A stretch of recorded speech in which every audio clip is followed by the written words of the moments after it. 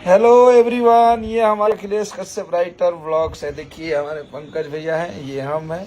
हम लोग शूटिंग करके आ चुके हैं अपने घर बक्सर। और हमारे साथ देखिए ये हैं हमारे बड़े भाई पंकज भैया हैं, बहुत अच्छे इंसान हैं। हेलो दोस्तों, कैसे हो? इधर देखिए हमारा भाई अभी सोया है, एक अनुज हाँ? नींद में है। देखिए ये सतीश जी हैं, अनुज जी और सतीश जी का एक सर्वविद्या फिल्म खुला है और उस चैनल के लिए हम लोगों ने भी एक सावन बहुत तगड़ा शूट किया अपने हिट मशीन का, बहुत तगड़ा है, मजा आएगा।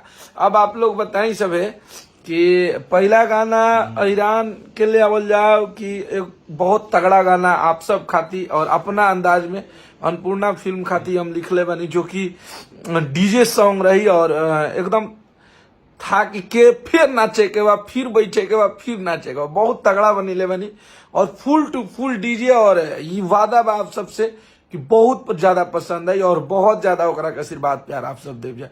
कहे कि जब हम 2 रुपया गाना बनौले रहनी तो इतना कॉन्फिडेंस रहे कि हमारी गाना बहुत ज्यादा बाजी, तो सेम कॉन्फिडेंस बा और सेम चीज बनैले बनी जो बड़ी अच्छा लगी आप सबके, मजा भी आई आप लोगों के। तो आप लोग कमेंट करके बताई जाइए हमारे blogs official Akhilesh Kashyap writer official. और आप सभी के बहुत बहुत धन्यवाद कि आप लोग 6 लाख परिवार हमारा राइटर ऑफिशियल चैनल से जुड़ गए नीचे, अखिलेश कश्यप राइटर ऑफिशियल, जो कि बहुत पुराना चैनल है।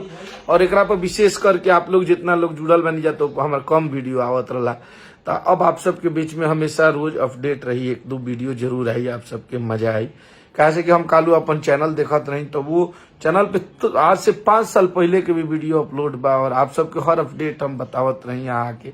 लेकिन अभी थोड़ा सा समय के अभाव हो जाता, आप सबके पता भी बा कि गाना भी बनावे के पड़ेला, शूटिंग भी करावे के पड़ेला। कहे से कि आप सबके आशीर्वाद से एगो चैनल भी बा हमारा अन्नपूर्णा फिल्म, तो ओकरा खातिर दिन रात लागे के पड़ेला और बहुत सारा गाना तैयार करे के पड़ेला, तो ये वजह से ऊपर कम हम लोग किला।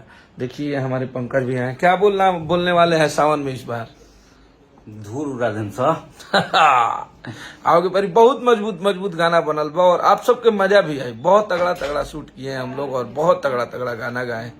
हमारे भाई शुभम तिवारी जी का उसमें कंपोजिशन है और कुछ गाना हम लिख ले बानी, कुछ गाना बहुत सारे राइटर हैं जो कि आप लोग को दिखेंगे तो सरप्राइज होगा आप लोगों के लिए। तो आज हमनी के बक्सर में बानी जा, चली जा, तैयार हो जाइए आप सब। और आप लोग खाती हमनी के लेके आवत हैं ये सावन में अन्नपूर्णा फिल्म से आप सबके आशीर्वाद रही तो पहला धमाका हमनी के करे वाला बानी जा और फुल टू फुल डीजे में नचाइब जा, आप सबके नचाइब जा, लुटाइब जा। तो बस आप सब आशीर्वाद प्यार बनौले रही हमनी पे, आ रहल बनी जा बहुत जल्दी लेके अन्नपूर्णा फिल्म से।